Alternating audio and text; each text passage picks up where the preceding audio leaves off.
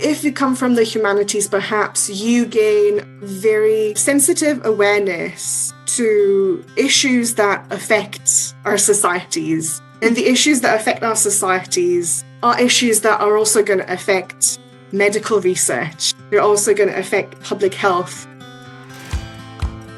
Hello there, I'm Sarah McCluskey, and this is Research Adjacent. Each episode, I talk to amazing research-adjacent professionals about what they do and why it makes a difference. Keep listening to find out why we think the research-adjacent space is where the real magic happens. Welcome to episode 52 of the Research Adjacent podcast. Today my guest is Maria Cohut. Maria is a features editor for Medical News Today, where she researches and writes articles and also hosts the In Conversation podcast. That alone would make her an interesting research-adjacent guest, but what's perhaps more surprising is that Maria's academic background is in English literature, not medicine or even science. As you can imagine, we talk a lot about her career journey, transferable skills, and why we all need to be a lot more open-minded about career paths and what it takes to succeed in a particular role. We also talk about how she finds good stories and why press releases are still an important way of getting research news out to journalists. Listen on to hear Maria's story. Welcome along to the podcast, Maria. Thank you so much for coming along. Could we hear, first of all, a little bit about what it is that you do? So first of all, thank you for having me, Sarah. I'm so happy to be on your podcast. What I do, I'm currently a feature editor at a website called Medical News Today, which is part of the Healthline Media family, and it is a medical news website. It does what it says on the tin, pretty much. We cover a lot of recent news. We cover a lot of recent studies that are related to medical research, public health, nutrition, all that kind of stuff. And I deal with both short form content, which is news as such, long form content, which is features that are longer, go more in depth on a specific topic. And I also do podcasts. I've been doing it for the past 2.5 years, I think. And again, podcasts are kind of long form content, but audio. So we look at that recent research in depth with the help of an expert in their field. And long story short, that's me. That's what I currently do. Excellent. Well, thanks for that overview. I mean, you said, first of all, let's just touch on the podcast. I don't think you mentioned the name of it. So do you want to tell people the name of your podcast? Right. Missed opportunity. Yes, It's called In Conversation. So if anybody does want to listen, if you look for In Conversation from Medical News Today or just Medical News Today In Conversation, it should pop up. It's on all of the regular streaming platforms as well as our website. So excellent. Yes. No, we'll just make sure, because as they say, people who like podcasts. So hopefully that might get a few more listeners. So how long's your podcast been going? So the podcast was there before I started working on it. It was started by some of my colleagues who later moved on from that. And I think it's been about, maybe 4 years now. Although initially it wasn't a regular fixture. Mm-hmm. It was a bit of an experiment that we were doing. Different people got involved in podcast matters. And then eventually we decided to make it a permanent fixture. I took over as a sort of facilitator, strategist, etc. And now I run it with one of my colleagues on the news team. Excellent. Yeah. So it sounds like something, I think I can resonate with the idea of it starting as an experiment. That's pretty much how I see this one as well. Yeah, well, it's an ongoing experiment, really, in a sense. So it is a monthly podcast, but we keep experimenting with different structures and different approaches, and it works well because we keep discovering new things. Yeah, excellent. Or any things that what are you finding working well at the moment? I think people have an appetite for exploring a given topic that they're interested in in depth. So rather than just touching on a few superficial things here and there, if they wanna hear, say, about the latest research about dementia, I think they're interested in an in-depth approach where we go, maybe even what we're doing right now is basically we take one study, maybe two studies, but typically one study, and we kind of analyze it with an expert in the field. And then we branch out from that and discuss more things to do with that topic. But yeah, I think people have an appetite for that. Yeah, interesting. And how do you go about choosing or finding the studies that you talk about? Do people come to you, or are you out there looking for ideas? Right. So the studies that we choose them based on studies that we've already covered that our regular audience. Gosh, am I allowed to say this on the podcast? I hope so. I hope I'm not I'm not revealing too much. But yeah, we look at studies that we've already covered that generally we can tell that readers are interested in, and that they're interested in these studies being covered across platforms and not just our website, just in general, studies that make the headlines. Mm-hmm. So that's how we pick them. And then in terms of finding a guest, we just genuinely search for the top experts in their fields who have expertise on that specific topic. So in May, for instance, the guest that I had on the podcast was somebody who had specific expertise in the interactions between diet and the risk for non-communicable diseases. So that would be stuff like heart disease, for instance, who also had an interest in public health. So the intersection of those things is what I was looking for. Mm-hmm. And I just looked for the people who had the most experience and the most knowledge on those things. And yeah. Makes sense. Yeah, go to them. And when it comes to the stories that you cover on the website, are they also, I mean, again, is it, because I know, having worked in the university, there's a lot of like sending out press releases, you know, where sort of topical things come up. Is that in any way useful, or you're finding stories in other ways? That is very useful. That is hugely important. So there are lots of websites that publicize these press releases that come in from universities and other research institutions, and those are a port of call. But also, universities and other institutions also publicize their own press releases on social media, where they will come straight to the editors. They will send us pitches or the press releases directly, sometimes even when they're still under embargo. All of these things are incredibly important, I think, from an editor's point of view, to be able to learn in advance about what's the latest research that is just about to come out. It gives you a chance to assess it. It gives you a chance to reach out to experts and learn more about that research, ask for comments, all of these things. So they're very useful.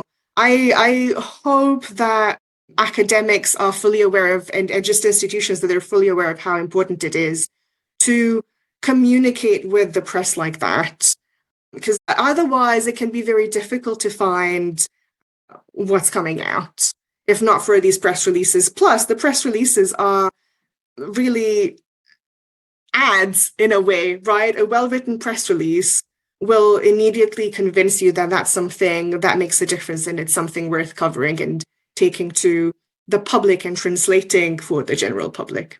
Yeah, I think that will be reassuring for people to hear, because often it feels like these things go into a bit of a black hole, but no, they don't. They absolutely don't. Yeah, we look for and add press releases on a daily basis, literally, in my team. So they do not go unnoticed. Okay, yeah, that's a nice message, I think, for people to hear. And so you've been at Medical News Today for quite a while, haven't you? Yes. Yeah. And I imagine even just in that time, the media seems to be shifting and changing very rapidly at the moment. How have things changed in the science media landscape? Oh, yes. So I've been with Medical News Today for 7 years now. It's 7 years in June, exactly. No, actually, 7 years in July. 7 years in July. And before that, I was doing something completely different, and we can come back to that later, but if you want.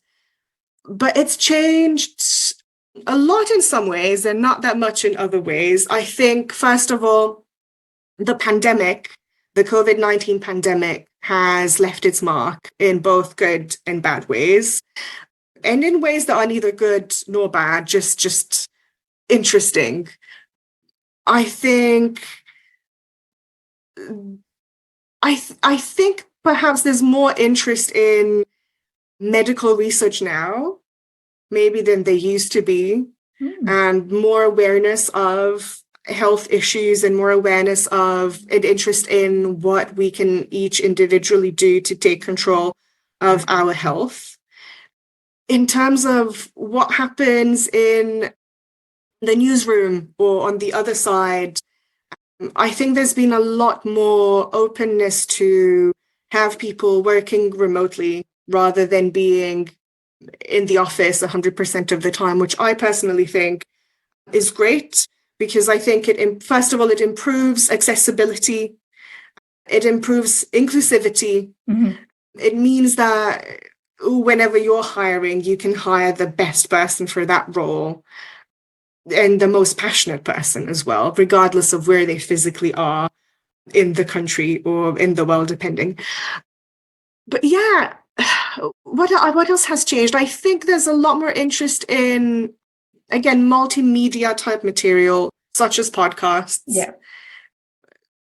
I think there's been a boom in podcasts, in fact, and in maybe shorter content as well, as we consume a lot more material online. Yeah, off the top of my head. Yeah. Yeah.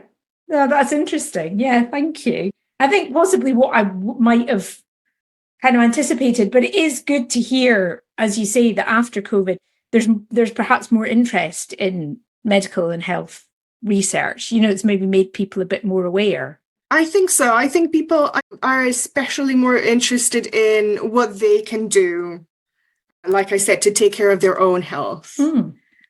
So topics like nutrition, exercise, generally actionable advice is what people are after in my experience. Yeah. Really interesting. So you touched on there that you're used to do something very different before you came to where That's right. So perhaps that's a good moment to ask you about your career journey and how you've ended up doing what you do now. Yeah, wow, okay. That was a journey indeed. So my background is actually in the humanities originally. I was doing a PhD in English literature before I started working in digital journalism. And from that, basically, rather, as I was finishing my PhD, I jumped into the media industry and specifically medical journalism. So it was a huge jump between two completely or seemingly completely different fields, because I don't think they're unrelated, and I don't think they're irrelevant to each other. In fact, I think they are very much relevant to one another. Interesting. Tell me more about that. Well, I think it's a widespread misconception, perhaps, that if you are trained in the humanities, you've got nothing to do with STEM. Yeah. Or that humanities are irrelevant to science-related fields. And in my experience, it's the opposite. In my experience, if you have a humanities training, whether that's literature, as in my case, or something else, that primes you for a few different things. First of all, you are used to, or you get used rather, to translating difficult concepts to general audiences in a way that people from different backgrounds are going to be able to understand them. You know how to research concepts that are difficult. You know where to look for very specialized jargon, the definitions of specialized jargon, that is. And maybe last but not least, if you come from the humanities, perhaps you gain very sort of sensitive awareness to just issues that affect our societies. And the issues that affect our societies are issues that are also going to affect medical research. They're also going to affect public health. They're very strongly connected with all aspects of life, right? And if we think about differences in opportunities or lack of opportunities or discrimination or inequality, all of these things that a humanities background sensitizes you to, I think, are also going to be there in STEM, whether you're talking about STEM careers or whether you're talking about the actual topics that are being studied. Yeah, interesting. I've had a very similar experience of going, I sort of did the opposite. So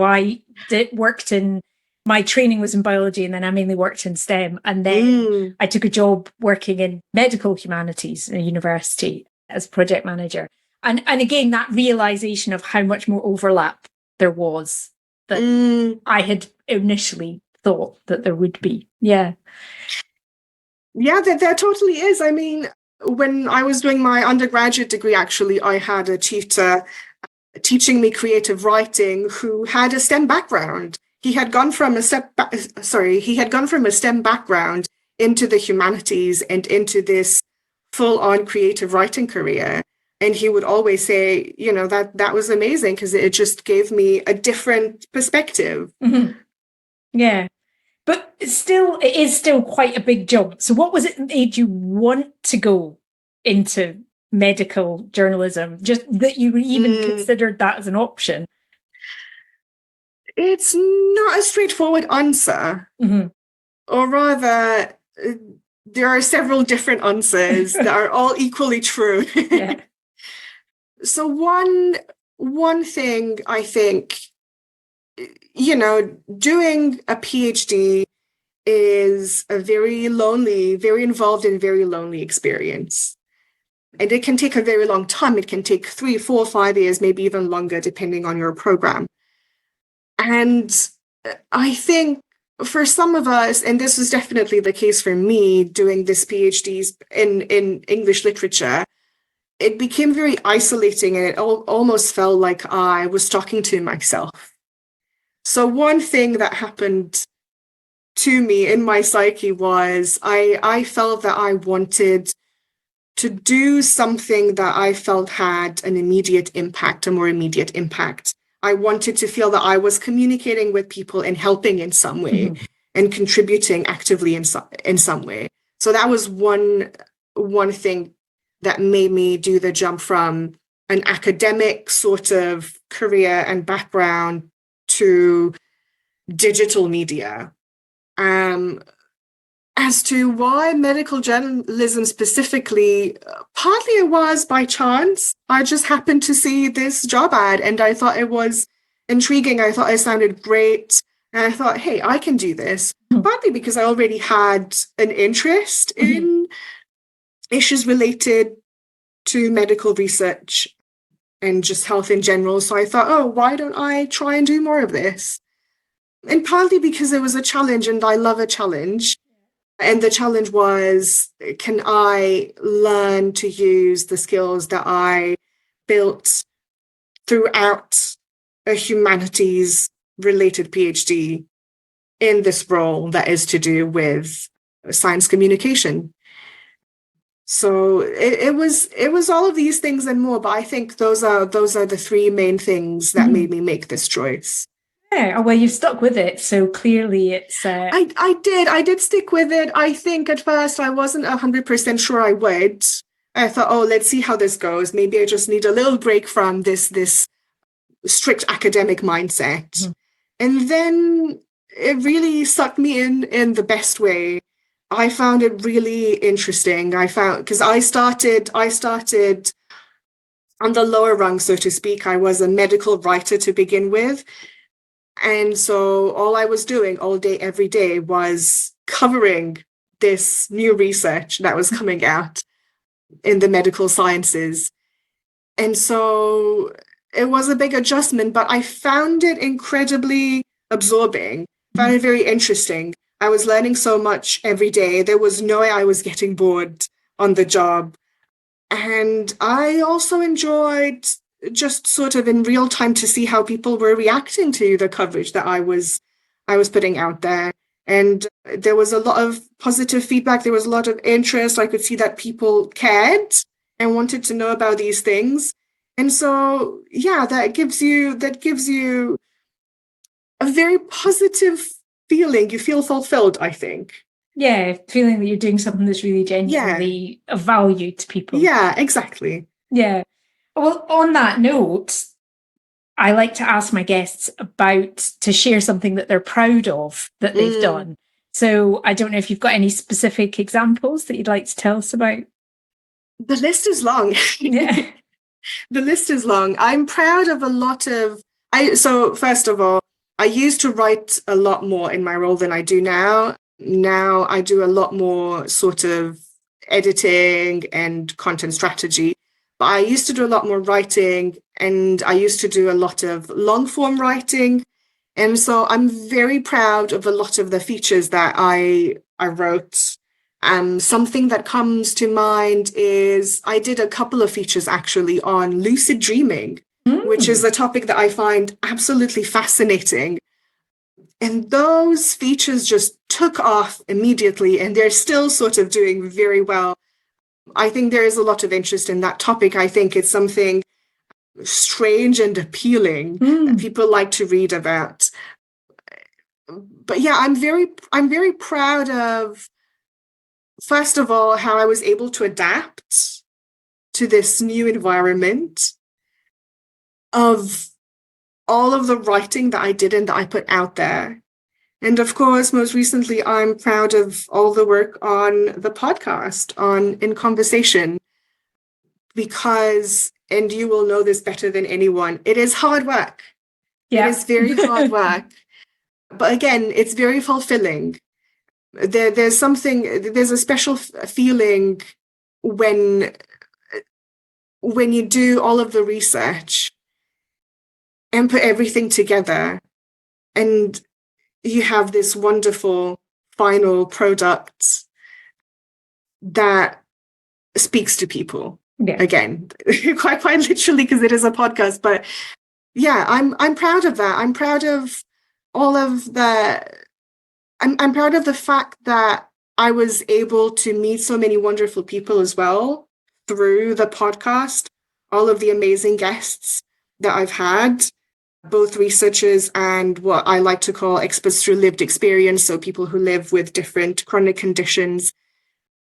I'm proud that I managed to create a safe environment for them to come onto and tell their stories. Yeah. So I'm proud of all of these things. No, that's excellent. There's nothing quite like seeing something you've created out in the world, and yeah, just like it wasn't for me, that wouldn't exist. Yeah, seeing it come alive as well, because it looks so different behind the scenes, right? It's like a puzzle, and you have to find the right pieces, and you have to make everything fit together. Yeah. And as a listener, you don't necessarily see that. You don't see it coming together, but it's hard work, and I don't do it alone. I don't do it on my own. I can't take credit for everything, and I don't want to take credit for everything. It is definitely teamwork, but yeah, it takes a lot of effort. Yeah, nice. Well, I'm sure as this, whether it's the transition or just the work you do, the podcast, getting things out, hasn't been without its challenges. So what have been the biggest hurdles along the way for you? Well, the obvious hurdle was adapting in those early days, those early months, was adapting from coming from this intense humanities research background and adapting to this fast-paced newsroom environment, dealing with fields that I hadn't been directly involved in before. So that was, it felt like a challenge. It felt like a challenge. But I'm very grateful in a way to the hiring manager that I worked with back then, who hired me, who threw me into the thick of it from day one. She was like, in this company, we want people to learn on the job. And I was definitely learning on the job from day one. And that actually really helped. And it helped consolidate my self-confidence as well. Because I knew that I had what it took to adapt. And I could see it happening as I was doing it. Another challenge is, and I also heard somebody say that, one of your guests say that on one of your recent podcasts. It's actually the latest episode that you put out, saying that identity, there's the issue of identity, right? When you make this switch between one type of field or career and another. And that was definitely something I had to reckon with. I had to ask myself, well, who are you? What do you want to be? Do you want to be a researcher in the humanities, a literary critic, or what do you want to be? And I realized that that's not the right question to ask. I realized that it's not about your job title or your role. It's about something deeper. I realized that for me, what I want to do is help educate. I want to tell a story. And these are things that you can do in different roles. Yeah. And these are based on shared skill sets that you can use, you can carry around with you, and perfect your whole life, regardless of the work that you're doing. Yeah, I guess those were the two top challenges. Yeah, it sounds like you made a good job of overcoming them, though. Yeah. And I think so too. Yeah. And certainly I think a lot of people listening to this will resonate with that idea of identity and thinking about who is it that you want to do, because particularly people like, not everybody who's been on the podcast has done a PhD, but of the ones who have, if that sense that the PhD was something very different, that they were really making a big move away from that, and just what that meant for their identity and who they thought maybe they were going to be. I've been a speaker on some career events as well, and this is indeed a question that comes up a lot of PhD students or early career researchers contemplating a switch, but being uncertain about whether or not they should do it and what that might mean for them and for their identity. And I think it doesn't have to feel this heavy. Yeah. I think it only feels this heavy because, again, we've maybe allowed some misconceptions to grow, and those misconceptions are, if you start doing a PhD in this field, then you can only take this one career path. You can only be a researcher. You can only be an academic, and it's not true, because you can use a lot of what you've learned and a lot of the interest that you've gained throughout your PhD, whatever that PhD is, in your next career move. You can take them with you. You do take them with you. That's one thing.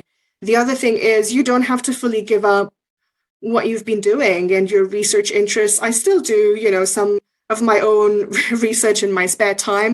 It's more quiet, and I don't dedicate as much time to it perhaps right now, but it's still there. I still have those interests. I still dip into that occasionally.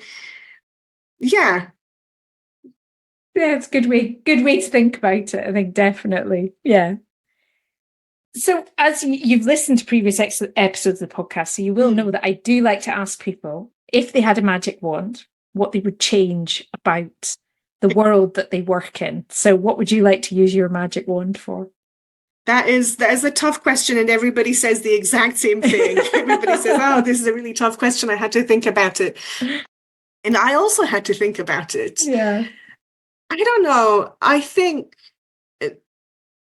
going back again to some of the issues that we've discussed, I think there still is this sort of pervasive notion that you have to have a certain background in order to be able to do a certain job. So you have to have a STEM background in order to be able to do science journalism. I think that idea still persists in my field more than it should. And if I had a magic wand, that's what I would change. I would change people's minds. I would try and make them see that just because you've had a more complex career journey, it doesn't mean that you're not qualified or able to do this type of job. You definitely can, regardless of where you're coming from. Because again, different backgrounds come with transferable skills, and also they come with unique viewpoints that allow you to bring something fresh into that role. Yeah. I think. That sounds like an excellent use of the magic wand. I am all for getting people out of boxes and letting them be human beings with, skills and interests and something different to bring. So, yeah, granted. I shall let you have your magic wand for that one. Thank you. It just remains to say, thank you so much for coming along. If people want to find your work, where's the best place to track you down? Again, thank you so much for having me. I think the best place to track me down is probably actually LinkedIn. So if you just look for my name, Maria Cohut, Cohut, on LinkedIn, you'll find me, and I post there quite frequently about the work that I do, especially on the podcast. And otherwise, just go to medicalnewstoday.com and read our splendid work that we do. Thanks for listening to Research Adjacent. If you're listening in a podcast app, please check you're subscribed and then use the links in the episode description to find full show notes and to follow the podcast on LinkedIn or Instagram. You can also find all the links and other episodes at www.researchadjacent.com. Research Adjacent is presented and produced by Sarah McCluskey, and the theme music is by Lemon Music Studios on Pixabay. And you, yes you, get a big gold star for listening right to the end. See you next time.